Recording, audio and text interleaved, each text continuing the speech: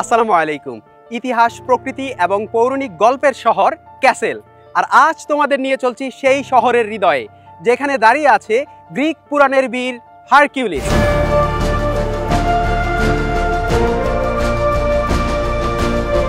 সুধী দর্শক, ইউনেস্কো হেরিটেজের অন্তর্ভুক্ত পৃথিবীর সবথেকে বড় পাহাড়ি পার্ক বার্ক পার্ক উইলিয়ামশো থেকে আমাদের আজকের আয়োজন। এই পাহাড় শুধু প্রকৃতির না, এটা এক শিল্প, এক শাসকের দূরদর্শী চিন্তার নিদর্শন। আজকের ব্লগে আমার যাত্রা শুরু হবে পাহাড়ের মাথা থেকে, যেখানে দাঁড়িয়ে আছেন সেই পৌরাণিক বীর যার গল্পই আমরা জানবো একটু পরে। সেখান থেকে পা নামাবো স্টেইনহফার ওয়াটারফলের দিকে, 1792 সালে তৈরি করা এক ঝর্ণা, যেটা পাহাড়ের বুকে বয়ে চলছে যুগের পর যুগ। তারপর হাঁটবো লুভেনবার্গ ক্যাসেলের দিকে, এক নিওগথিক দুর্গ, দেখতে যেমন রূপকথার মতো, তার ভেতরের ইতিহাসও তেমনই রোমাঞ্চকর। সবশেষে পৌঁছাবো শ্লস উইলিয়ামশোয়ে। এটা এক রাজপ্রাসাদ, যা এখন এক জাদুঘর, যেন সময়কে ধরে রাখা নিঃশব্দ স্থাপনা। এই ব্লগে আপনি শুধু দেখবেন না, আপনি অনুভব করবেন ক্যাসেলের রাজকীয় ছায়া এবং সেই বীর হারকিউলিসের গল্প, যিনি আজও পাহাড়ের মাথায় দাঁড়িয়ে আছেন।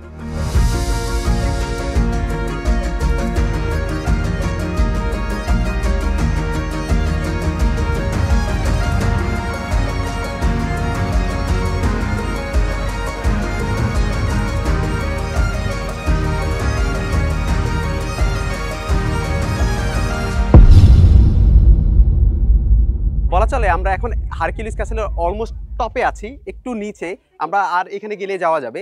এই হারকিউলিস ক্যাসেলের একদম যে উপরে আছে মনুমেন্ট, এখানেও যাওয়া যায় চাইলে।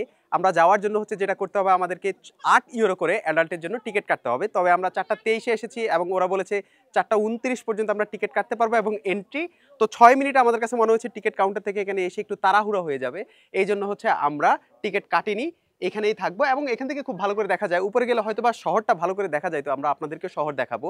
তবে যাই হোক, সেটা বিষয় না। এই যে এখানে আমাদের হারকিউলিসের যে মনুমেন্টটা আছে, সেটা কিন্তু এখানে আসছে কারণ হারকিউলিস যেই এখানের রাজা ছিল, এই ক্যাসেল শহরের রাজা ল্যান্ডগ্রেভ কার্লস, উনি এই হারকিউলিস মনুমেন্টটাকে তৈরি করার জন্য উনি সিদ্ধান্ত নিয়েছেন। কারণ উনার কাছে মনে হয়েছে যে হারকিউলিস যেই উনার যে ক্যারেক্টারটা, সেটা যে সিম্বল অফ স্ট্রেংথ এবং তার পাওয়ারটা বোঝায়, সেটা তিনি তার সাথে বোঝানোর চেষ্টা করেছিলেন। এবং পাহাড়ের একদম উঁচুতে তিনি সেটা দিয়ে একদম পুরো শহরের নিচে যতজন আছে সবাই যাতে অনেক দূর পর্যন্ত এই যে ক্যাসেলটা আছে এবং হারকিউলিসের যে মনুমেন্টটা আছে সেটা দেখতে পারে, এবং দেখার মাধ্যমে তার পাওয়ার, তার স্ট্রেংথ এবং তার সাম্রাজ্যের যে প্রতীক, সেটা দেখানোর জন্য উনি চেষ্টা করেছেন।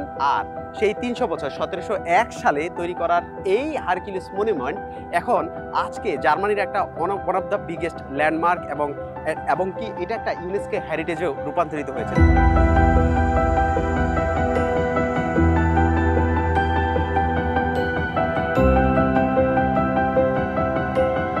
হারকিউলিসের নাম আমরা ছোটবেলা থেকেই শুনে আসছি, তাই না? গ্রিক পুরাণের সেই বীর, যার গল্পে আছে দানব, যুদ্ধ আর প্রায়শ্চিত্ত সব কিছুই। তার জন্মই ছিল আলাদা। বাবা ছিলেন দেবরাজ জিউস আর মা ছিলেন একজন মানুষ, আলকমেনা। তাই তার মধ্যে ছিল দুই দুনিয়ারই গুণ, স্বর্গের শক্তি আর মানুষের অনুভব। শৈশবে কি হয়েছিল জানেন? একদিন তার ঘরে ঢুকেছিল দুটি বিশাল সাপ।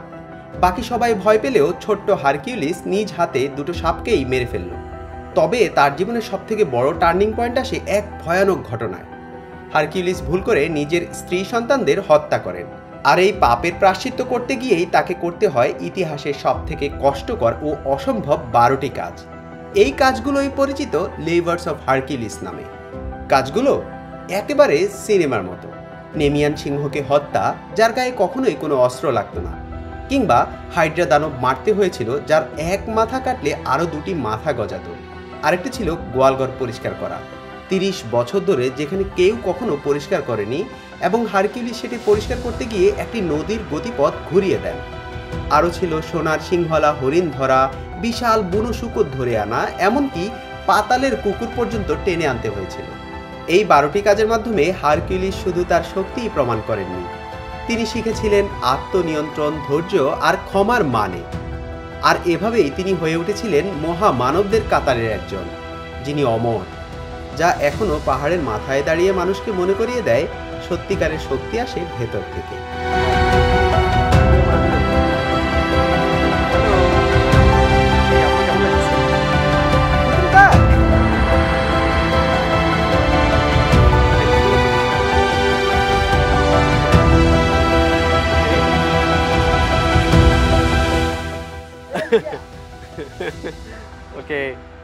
সো ভাই যেটা বললো, ভাই আপনি যেটা ডয়েচে বললেন আমি অডিয়েন্সকে সেটা হচ্ছে ইয়া করে দিই নাকি, এই আমরা ইয়া করে দিই, ট্রান্সলেট করে দিই। সো ভাই বলছে যে আজকে আমরা খুব সুন্দর একটা বিকাল কাটাচ্ছি সবাই একসাথে, এবং সেই সাথে হচ্ছে জায়গাটা অনেক সুন্দর। অ্যান্ড আর কি বলছেন? আমরা এখানে সবাই একসাথে আসছি। হ্যাঁ, সবাই একসাথে আসছি জিভেন লয়েডে, মানে আমরা 7 জন লোক একসাথে আসছি এখানে, এবং দুইটা আমাদের সাথে বাবুও আছে নাকি। হ্যাঁ, সো আপনি বলেন কিছু, আপনার কি সত্যি সত্যি এনজয় করতেছেন নাকি কাউকে মিসও করতেছেন? হ্যাঁ, আমি আমার সদ্য বিবাহিত বউকে খুব মিস করছি। ওকে, সো এই তো এটাই আমাদের রিয়া না এন্টারটেইনমেন্ট। ইউসুফ, ইউসুফ না না না না বলো, না না না না না না না না। এর নাম ইস্ট ইউসুফ। সো আমাদের ফয়সাল ভাই বে আইনস, জার্মান লেভেল হচ্ছে বি আইন। সো এই জন্য উনি হচ্ছে একটু জার্মান চর্চা করতেছে। হ্যাঁ, ফখরুল ভাই যে আইনস। আচ্ছা, এই আমরা হারকিউলিস ক্যাসেল আসছি একজন কিং নিয়ে, বলেন তো কে? কিং। সো আমরা আসলে যত নিচে নামতেছি আমরা হচ্ছে এর যেই টোটাল যে স্থাপত্যের বিশালতা সেটা হচ্ছে আমরা আস্তে আস্তে আস্তে আমাদের সামনে রিভিল হচ্ছে, এবং আমাদের কাছে মনে হয় আমরাও একটা খুব ভালো সিদ্ধান্ত নিয়েছি যে আমরা প্রথমেই একদম বাসে করে টপে চলে গেছি, কারণ এটা আসলে অনেক নিচে, আপনারা তো ইতিমধ্যে মানে দেখেছেন। সো এই জন্য হচ্ছে আমরা আস্তে আস্তে করে নামতেছি, এবং এটাই হচ্ছে আমাদের কাছে মনে হচ্ছে যে কনভেনিয়েন্ট, কারণ নিচেও ট্রামে করে যাওয়ার ব্যবস্থা আছে। সো সো এই তো সামনে কিছু সিঁড়ি আছে যেগুলো দিয়ে হচ্ছে ফাউন্টেনের মতো করে পানি পড়ে। তো আমরা একটু একটু করে নিচে নামছি, আর যে স্থাপনাটা আছে এটাকে আমরা একটু একটু করে রিভিল করছি। দেখেন এখানেও এটা দেখতে কিন্তু কমপ্লিটলি অন্যরকম লাগছে উপর থেকে, এবং ওই জায়গায় আমরা যদি আসি একটু, গ্রিক মিথোলজির যে হাফ হিউম্যান হাফ ঘোড়া, যেটাকে হচ্ছে সেন্টর্স বলে, সেরকম একটা মূর্তি দেখতে পাচ্ছি আমরা।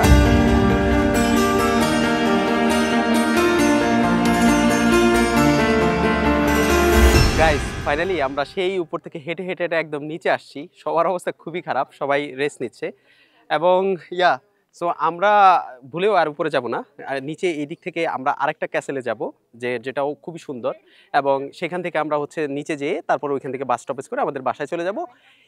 আমরা এখন যেই ক্যাসেলটা যাব সেটাও অনেক সুন্দর, আশা করি আপনাদের ভালো লাগবে, ভিডিওটা শেষ পর্যন্ত আপনারা দেখবেন।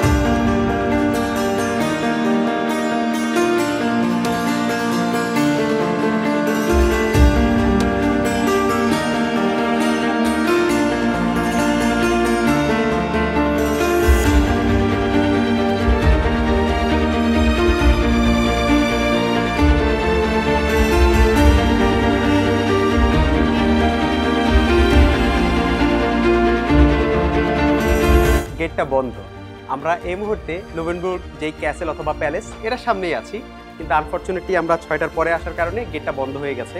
তবে এর বাইরের অথবা আমরা গেটের মাধ্যমে যেটা দেখেছি অথবা আউটার প্রেমিস যেগুলো এদিক থেকে দেখা যায়, দেখেন কি সুন্দর, এবং এটা রাজা ল্যান্ডবার্গ যে কার্লস উনি এবং ওনার বংশধরেরা প্রায় 300 বছর আগে এটা তৈরি করেছেন, দেখতে খুব অসাধারণ লাগছে, আশা করছি আপনাদেরও ভালো লাগবে। আমরা এটা চারপাশে ঘুরে ঘুরে ঘুরে ঘুরে আপনাদেরকে দেখাবো, এবং এই যে ইতিহাস এবং ঐতিহ্যের যে এরা ধারণ করে রাখছে এবং দর্শক আসছে এখানে প্রচুর পরিমাণে মানুষ, তাদেরও ভালো লাগছে, আমাদেরও ভালো লাগছে।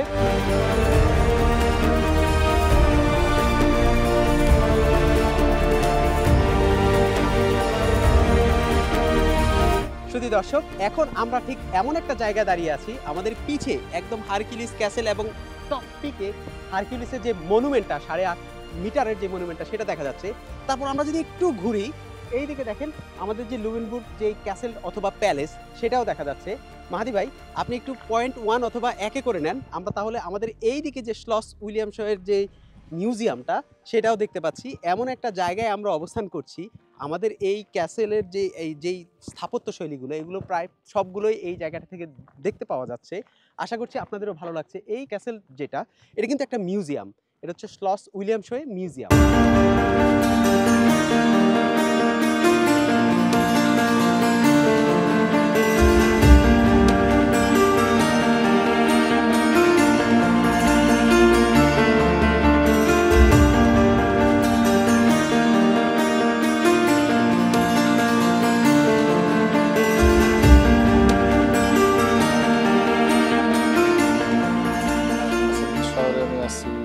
8 বছর।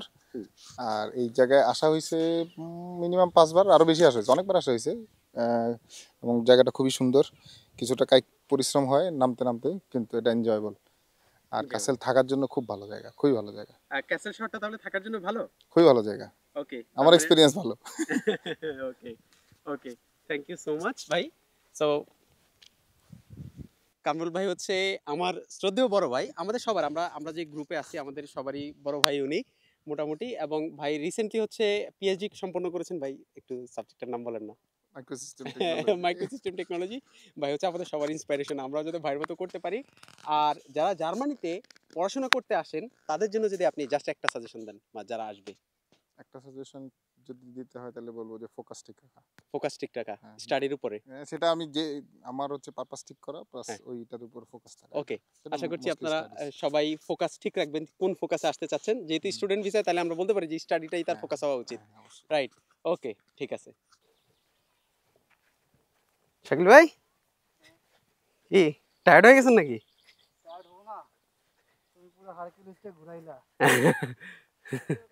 তারপর তারপর তারপর হারকুলিস থেকে ঘুরে এত দূর আসলাম হাইটে মিউজিয়ামে, তো টায়ার্ড হবে না মানুষ? হারকিউলিস থেকে ঘুরে এত দূরে হাইটে মিউজিয়ামে আসছি, মাঝখান দিয়ে আমরা একটা আরেকটা প্যালেস বা ক্যাসেল দেখছি, এরপরে একটা ঝর্ণা দেখছি নাকি, তারপরে এই যে ঝর্ণার উপরে উঠলাম। হুম সিঁড়ি দিয়ে বেয়ে নামলাম, তারপর আবার এখন সেই পাহাড় বেয়ে আবার নিচে নেমে এখানে আসলাম নাকি। আর আমাদের কতটুকু, ট্রাম স্টেশনে যাচ্ছি। এখন আমাদের আর কতটুকু হাঁটতে হইতে পারে ভাই?